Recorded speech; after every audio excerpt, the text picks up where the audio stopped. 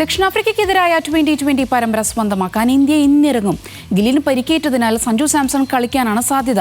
ഇന്ന് രാത്രി 7-ന് അഹമ്മദാബാദിലെ നരേന്ദ്രമോദി സ്റ്റേഡിയത്തിലാണ് നിർണായക മത്സരം.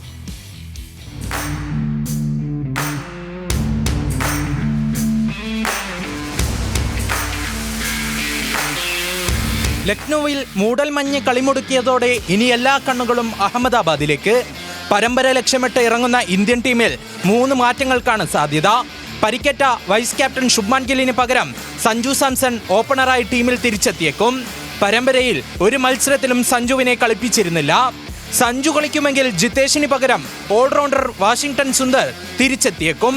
ബുംറ തിരിച്ചെത്തുമ്പോൾ പേസർമാരിലും മാറ്റമുണ്ടാകും. മോശം ഫോമിലുള്ള ക്യാപ്റ്റൻ സൂര്യകുമാർ യാദവ് ലോകകപ്പിന് മുൻപ് താളം കണ്ടെത്തുമോ എന്ന ആകാംക്ഷയിലാണ് ആരാധകർ. അഹമ്മദാബാദിലെ നരേന്ദ്രമോദി സ്റ്റേഡിയത്തിൽ പരമ്പര കൈവിടാതിരിക്കാൻ സമനില തേടിയാണ് ദക്ഷിണാഫ്രിക്ക ഇറങ്ങുക. വെടിക്കെട്ട് ബാറ്റർമാരിലാണ് പ്രോട്ടീസ് പ്രതീക്ഷ.